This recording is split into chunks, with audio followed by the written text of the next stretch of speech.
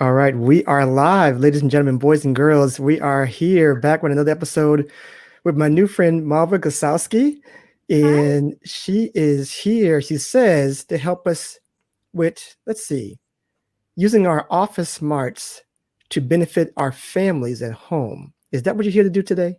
Yeah, if you let me, I'd love to. Hi, everyone, and thanks for having me, Brian. We're good. We're glad you're here, and we shall see what she can do today. If she can do this for us in this episode of the Authority Project.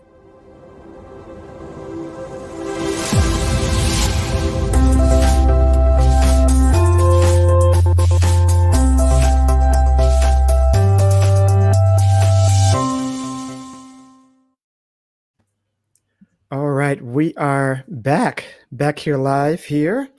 And before we get started with anything else here, let us first get into who you are personally and then professionally. Okay. Wow, who am I? I am a mom of three and a happy wife. So, just those two fragments can actually paint a picture in your head how extremely busy I am with three little munchkins. Yes. Personally, I love to be everywhere, meaning if there is a opportunity, I'm on it. So anything from deep water diving to horse riding to martial arts to actually ceramic painting, that's where I am because I Oh, love to say yes to everything. Apart from extreme sports, I'm there, and especially to every trip. So whenever someone says trip, my bags are already packed. So that's me personally. I'm a very positive person. And with that positivity, that's what I try to bring to my work life. So I've been a trainer, a teacher, a business trainer, and coach for the past 20 years, teaching people worldwide because I'm what they call an international business trainer. So actually, companies hire me and they fly me around the world to actually teach their workers, their managers, and leaders anything soft HR related. That's where I come into play with my workshops. I am also, because that is my second passion, I am also a parenting coach and a couples counselor. So I help families thrive. And that is where our topic actually comes into play because I take into account all of the business office smart things that I teach my corporate clients, and I also kind of bridge the gap into the family life as well. And how can we use everything or most of the things that we learn in our office life to actually benefit our family and make sure that there's a positive relationship both at work and at home. awesome. This is going to be a great episode because this is, I think this is something that a lot of people have a hard time dealing with. Yes. And we definitely want to get into it. I tell you what, before we get started, you have a whole resume of stuff going on there, girl. Because Oh, because I can see us doing a whole show on your extreme sport thing. I had no idea you had that in you. So, but anyway, let's uh yeah. let, let's start with your story. Where does your story start? Where does it all begin in your mind? How did you get here? Ah, that's a good question. Oh my goodness, how do I get here? I don't know, to be honest. My story has had so many points where I had to pivot, where I had to change, where I had to adapt. But most importantly, my story began as a 3-year-old that walked into the store and took a stool and just walked out. And I didn't care who paid for it. I just knew what I wanted. So I went in there and I got it. And then it was my dad and my grandpa who had to pay for the stool because I kind of just shoplifted. But I wouldn't let it go because I was so into it's mine. And I wouldn't actually let them carry that stool home because I would take a few steps, sit on it and rest, and go forward, sit on it and rest. So I've always been this independent girl, I'm going to get what I want type person. So that's where my story began. And whatever I actually did in life, people around me are saying two things about me. Their first feedback is, you're so positive, you're like a ray of sunshine. And the second feedback is, you're a go-getter. When you set your mind on doing something, that is exactly what is happening in your life.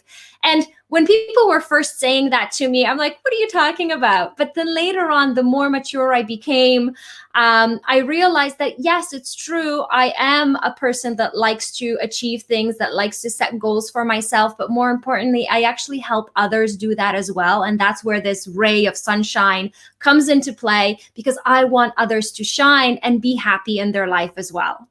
Awesome.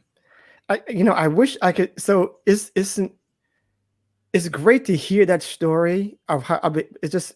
But are you saying that it's innate of this passion that you have, this fire, or is that something that For you me, developed? yes.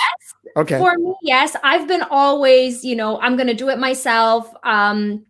There were times where I actually had doubts, and then where I had to reignite that fire. So it's not a black and white situation where you've either got it or not. It's a situation where sometimes you have it, sometimes you lose it. You have to be surrounded by people that actually will help you ignite that, should you have some pitfalls and some down moments, because you can have one of two things. You can either, let's say, have the genes for it, or you can have the hard work for it. So for me, it's a combination of both.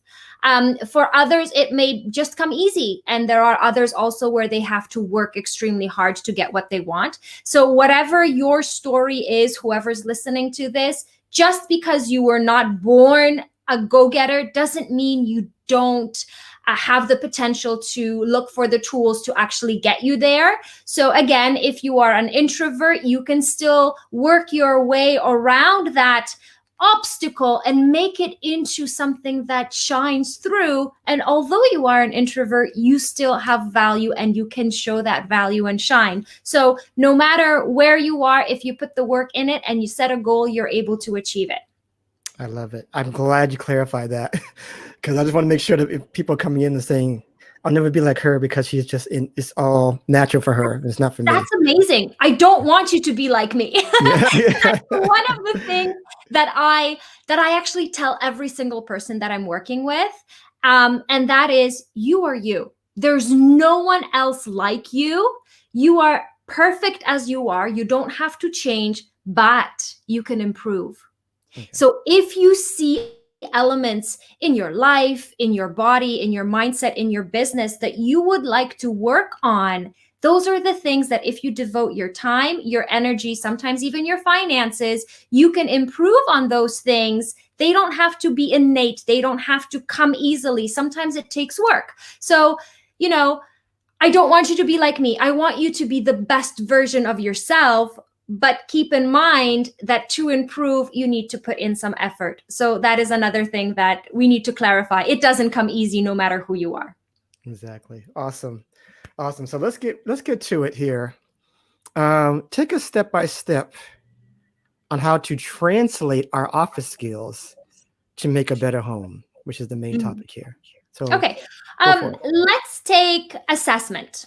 A lot of corporates introduce assessment, the 360-degree assessment. They are super excited as, let's say, workers to actually be assessed. Number one, a 360-degree assessment for all of you that are listening and are not in the corporate world is a form or a type of interview that everyone working with a manager has to fill out. So for example, imagine a manager has peers, so other managers. A manager has a group or a team that he or she manages. So those are his subordinates. And a manager also has their own bosses, so people that they have to be accountable towards, and then they have to give the reports to. So if you have a manager and he's the one in the middle, 360 degrees is actually a circle. So imagine that manager getting feedback from everyone around him in the workplace, the people that he co-works with, the people that he works under, and the people that he manages.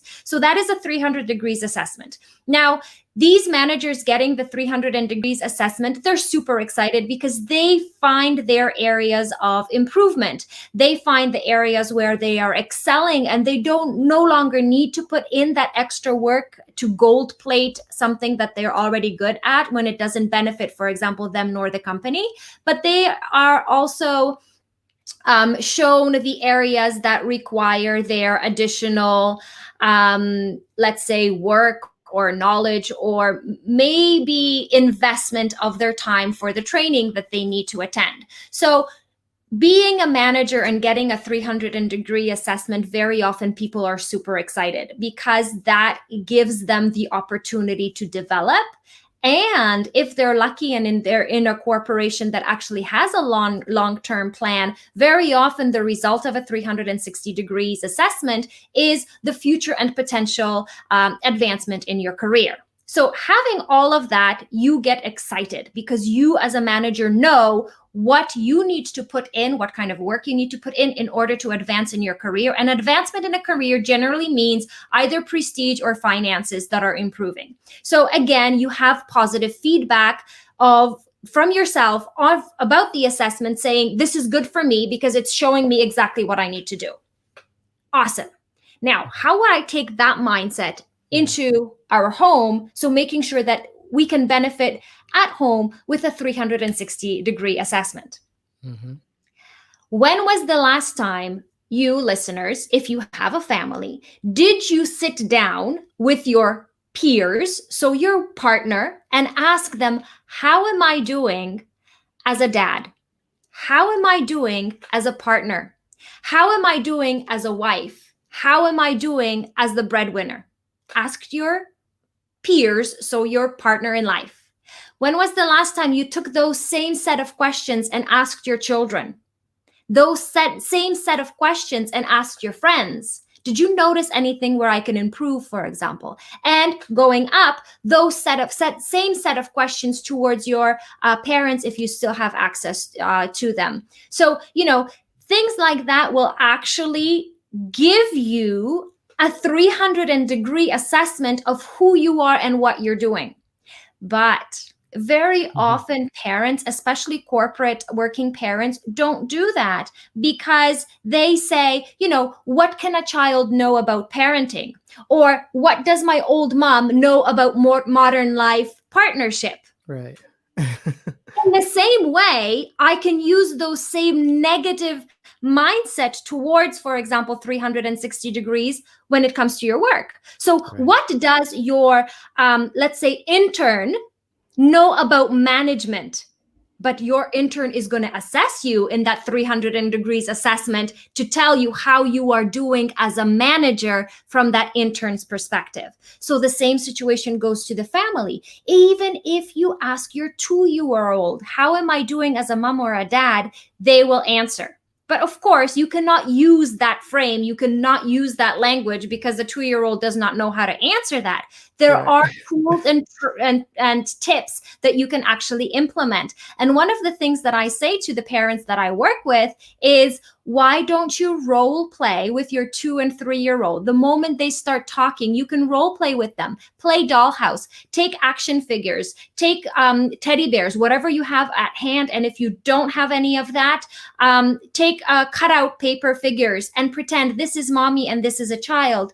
You, as the mom or the dad, take the child figure and let the child have the parent figure and role play situations like, bye, sweetheart, mommy's going to work. What does the child say then? If the child says, all right, just leave me alone, mommy needs to leave quickly, then this is your feedback. Or engage in situations where the child, for example, spills water in the play area and see how your child reacts. If your child says, don't worry, mommy, or don't worry, child, I will just have to clean that up, let's go get the cloth, then that is a positive feedback. But then if the child playing the role of a parent, for example, starts saying, what have you done? Look at you, you're clumsy again. This is, again, dad, mom, this is your feedback of maybe you should watch out for the language that you're using when there are accidents at home. So for example, this is the 360 degrees assessment that you can take from your office into your home. I love it. And you got really deep. You got deeper than I ever imagined you would there. That's where my psychology comes into play and sociology. But I love it. But here's the question I have for you, because sometimes it can be a scary question to ask, right?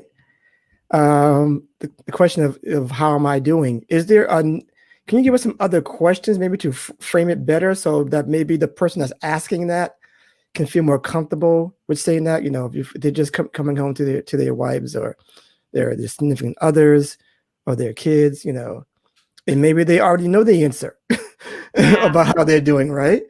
Yeah. How can we frame it better? Or I mean, is that the only type of question to roll into, or is how do we smooth that in a little better? Possibly is my question. Yeah, well, this was an example of a question, but Right. like you have to check in with your loved ones to see how they are doing themselves and you as well. So if you are, for example, a partner, let's say I'm a wife and I have a husband, and we're sitting on the sofa Hmm. and just talking to each other in the evening, if you just hold his hand and say, you know what, baby, I just wanted to see, how are you? Like, how's everything? And then he starts talking, and then you're like, you know what, is there anything that I could do, in your opinion, that could actually enrich our relationship a little bit better? So, asking that person, is there anything that I can do? Or do you think that we can do something together? And then there's this whole aspect opening up in front of you of saying, you don't have to change yourself, but you guys can do something together to improve the relationship. Yeah. Or hold your partner's hand and say, listen, is there one thing that you would like us to do together that we haven't done ever or in a long time? And then, I like that. if it's a woman, she'll say, oh, let's go on a romantic date, because Of there's course, never of enough. course they will. Yes. Man, maybe he'll be like, let's go out on an adventure, or Yeah. let's explore in the more intimate area. So, wherever this conversation takes you, make sure that you don't shut down. There are couples who, for example, have the tendency to ridicule this question, and they'll say, well, a foursome is what I want right now. Okay, Right. but realistically speaking, one step at a time, what can we do today to make it better? So, I always require my people to think for the next $5 and 5 minutes. So if we have only 5 minutes and $5 to spend, how can we make this relationship better? And it's generally, a glass of cheap wine and a box of cheap chocolates. And then you guys are sitting and having a lot of fun. I love it. So let's get into a few more questions here. Just more of a broad question. Why do you think that we separate work from home so much as separate entities? As we, and as some people say, they come home from work and they don't want to talk about it. Work is work, home is home. Why do you think that we separate it so much? That it's a different thing. There was a movement a few years back, I'll say, in when the 2000 in the year 2000, where leave your work at work and your home at home. But a lot of the things have changed in the past 20 years, and computers, internet access, mobile phones and smartphones and tablets and all of that now is accessible. So every time when we say, whenever we pick up our phone, if our phone is connected with our work, we do see our work. So drawing this imaginary line of the moment I enter my house, I am no longer thinking about my work, is not possible, especially now when a lot of people work from home. So what I try to, whenever I work with someone or whenever I talk to someone, I always try to say, you know what, it's not a matter of leaving or taking work home with you, but it's a matter of not taking out your frustration from work onto the people at home. That's the only thing. Because if you go to your partner or your children and say, you know what, I had great success, the presentation that I was working on had extremely good results and my boss was very happy, and mommy and daddy are super happy right now because it means a lot to me, your children are going to be super excited with you, and so will be your partner. So don't separate home from work, but separate the negative emotions. Make sure you don't take out your negative emotions and frustration on your family, because that is not the best. Furthermore, if you actually share your experience at work with your loved one, very often they will admire you even more, because you're not going to be that, sweatpants, stretch shirt partner. Yeah, sitting I on agree. that sofa, but you will be the, let's say, top executive who actually was able to solve a problem at work. So Yeah. make sure that you do share your work stuff with your partner so they know how proud of you they can be, both of the woman and the man, or whatever your structure is in the family. Both partners should share their successes and make sure that if they do have problems, sometimes just listening to the other person's problem is enough. You don't have to solve it for them. I love it. Awesome stuff. And I got a couple more questions before we get out of here. Um, yeah, this is just just for current events. How has the pandemic helped or hurt the lifestyle of the family, or just like work style? I say lifestyle balance, I guess, in Yeah, between. there is none. Okay. Okay. There is no balance. Let's be serious. So, what happened nowadays, if you've ever been in a workplace, you know that when you leave the house, sometimes you forget the laundry, sometimes you forget, that the fridge is empty. Very often, your kids were at school, they were fed there in the canteen, or you packed their lunches. And for the few hours that you are in the office, very often you almost, sorry for the words, but forgot that you have responsibilities at home Mm, because everything was mhm. taken care of prior. Now, if you're working at home, your children are homeschooled or they will be homeschooled starting September, your worlds have collided. And under one roof, you have everything from the cinema. You no longer go to the movie theater. You have your choice of on-demand videos.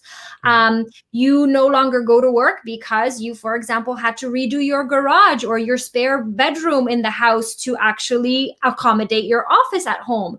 Yeah. You have no more date nights, so you can't go freely to a restaurant, leave your children with a babysitter because of, I don't know, either finances or organization or quarantine restrictions. So you have to create date nights at home. And last but not least, you don't have a break from your loved ones, and sometimes you do need that. So all of that, all those worlds that were nicely spread out in the environment that you had, kind of collided and collapsed into one roof.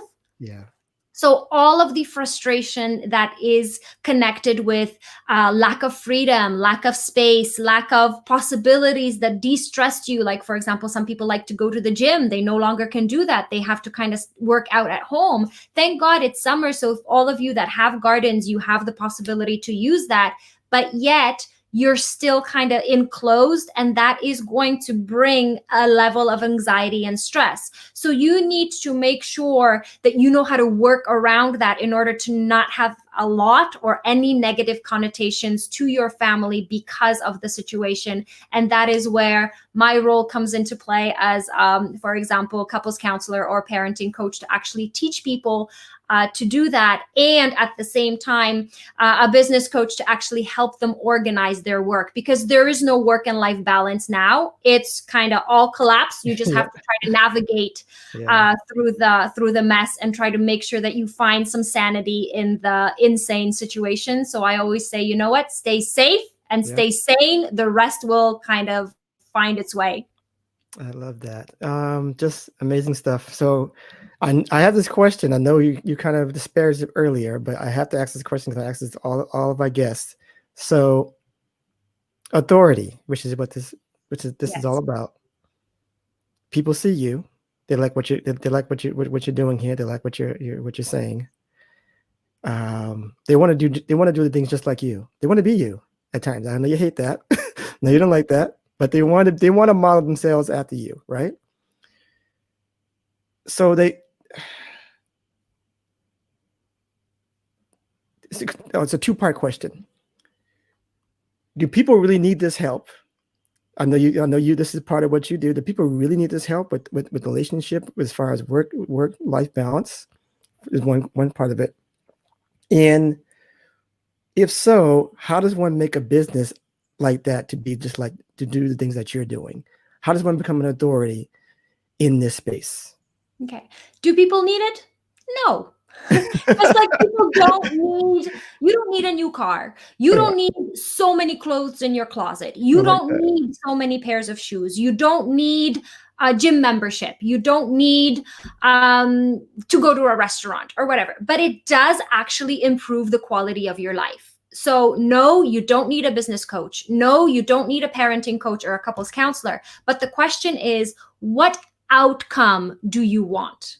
And if you want a good and positive outcome, you need to learn the tools. You don't need to be on a diet. Go ahead, eat fast food and drink whatever soft drinks you want. But there are going to be negative consequences in your health and in your body if you choose to do that. So educate yourself to eat well and eat healthy. The same applies to business and relationships. You can earn money, but the question is, are you doing a business? Or you can have a relationship. The question is, what is the quality of the relationship? Talking about a love relationship, or what is the quality of your parent-child relationship?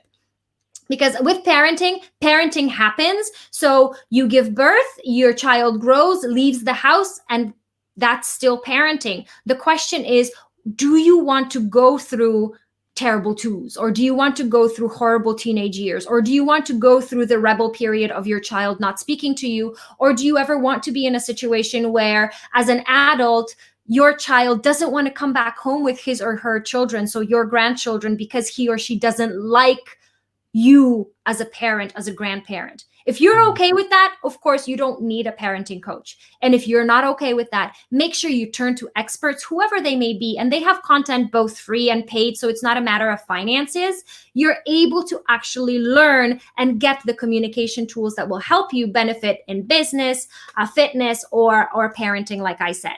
Now, how do people go about answering your second questions to be in the same line of business as me? Yeah. I can't answer that question because I don't know what the niche that person has. I can tell you what my story was. So I have what were your niche? How did you do it exactly? Yeah, I've got 2 bachelor's degrees, 2 master's degrees, 1 postgraduate degree, and a number of certificates. So I made sure that before I even entered the business of actually combining these 2 worlds, that I was equipped with the knowledge, the psychology, sociology, counseling, and parenting knowledge and coaching knowledge that actually I could offer my customers the best that they can ever get. Because if you are actually choosing to pay for something, you better receive the best thing. So if you do want to be a business coach, make sure you have a business degree and go to a coaching school. If you want to be a parenting coach, the same. Make sure that you understand the psychology of child development, the psychology of relationships, the sociology of how relationship works, and even the pedagogy. So the way of teaching things to people and children is quite important. And now another degree that I had just done is online pedagogy. So making sure that your teaching skills are translated to the online world as well. So if you have those things, you need to find a niche where you thrive and find the purpose. So if you're doing it for money, it will show, but if you're doing it for purpose, it will show as well. So make sure that you know what your why is, why you want to do this, and why you wanted to, for example, become a coach or a business trainer. That is very, very interesting. You're like the first person that I've heard in a while to say, you know what, go out and get your education, go get certified, go get a degree. Not a lot of people are saying that. Not a lot of business people are saying that. Why? This is just I had to go into this because it's not what people are saying. You're saying that, and yeah. I got to be honest. People can listen to you, and they can obviously see that you're a pro at this. Thank you. So, education must be king to you. Is that yes. what you're saying? Yes. Yes. I'm greedy. So I just signed up for another course. I believe that I can never be as smart as the smartest person in a field. So, and I will never be able to devote my life to, for example, studying the education of, studying the field of a certain education, because I don't have that time. So yeah. I might as well just use the best of that person, whoever it is. If it's either a certificate or a course or a university, they're going to give me everything I need, and I will just bounce from that because they had done the work for me and the research, and they're just giving me, let's say, the juice, the best because that is what they're either trained to do or paid for. So I might as well just get my education, as opposed to kind of wandering in the dark as to where should I go. So having that mindset, I also believe that if you want to excel at something, make sure you find someone that's already been there, done that, and can tell you where to go so you don't make the same mistakes as that person. So if it's either a business coach, if you want to do business as that person, hire that person. If you want to be a awesome, let's say, parent, make sure you hire a person that has not only shown you how to do it, but you can see how that person's life actually reflects his or her teaching, and then they will give you what you need so you don't make mistakes. Because one of the worst things that people say is learn from your mistakes. No, learn from other people's mistakes so you don't have to pay the price for your own mistakes. Yeah. I love that. So invest in your education. In yourself, yeah. Yeah. I perfect. Like I said, unbelievable content. You surprised me today because I don't know what it is, because for some reason I thought you were I don't know what, this is my perception. This is only me, but I see this woman. I'm not, I just felt like I was gonna get this small voice and we're just gonna roll into it. But you came in with such power and finesse and just a command of your knowledge. It's just amazing stuff, and I really appreciate you here. That's a lovely compliment. Thank you very much. You know, those of you who can't see me, because this is going to be a podcast, I'm a petite blonde woman with extremely fair skin and big blue eyes. So yes, the deception is that I am this quiet Barbie doll, but I do have a big voice and I'm an independent, strong woman. Exactly. So kudos to you. Oh, thank you. Yeah. Tell people how they can connect with you further after this show. Well, I love making friends. So if nothing else, please Facebook me at Coaching Mother and All on my fan page, or Malva Gasowski Coaching, and be my friend. I'd love to see you there. If you do want to cooperate with me, I'm at coachingmotherandall.com with hyphens between the words, or facebook.com coaching.mother.and.all. Because like you've heard, I'm a mother and all. So I'm a mother of three and everything that you've heard about me as well. And I would love to connect with whoever wants to just drop by and say hi. Awesome. We got one final comment here from Cindy saying, gifting us all with transferable skills. Oh my goodness. Thank you, Miss Cindy. That is a wonderful compliment. I will cherish that forever. I will actually repost it. Thank you very much.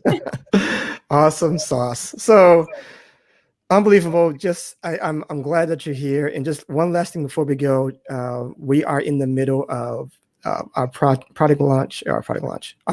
launch right now. 8-week digital product giveaway.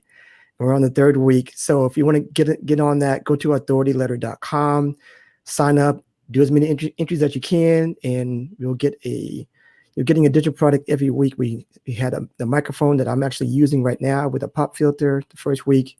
We had the gimbal smartphone stabilizer the 2nd week. This week we're getting some headphones away, which are Audio Technica, industry-leading headphones here. So we're not playing around here with great stuff for you. So please check that out. Please check that out at theauthorityletter.com when you get a chance. And awesome. So any last words before we get out of here? You know what? First and foremost, I would like to thank you very much for having me. I'm very honored to have worked with you a little bit earlier, and I applauded your work before we started. So first of all, knowing your professionalism, I'm very honored for you to have me here as a guest. As for everyone listening, first, thank you very much for taking the time to listen to this podcast and to listen to this live. If you had caught it live, I'm very happy to be able to be here, and I hope to see you not only today but in the future as well. Awesome. I'm so excited that you're on today. So that is it for this episode of the Authority Project. It's a wrap. We'll see you next time on the Authority Project. Bye.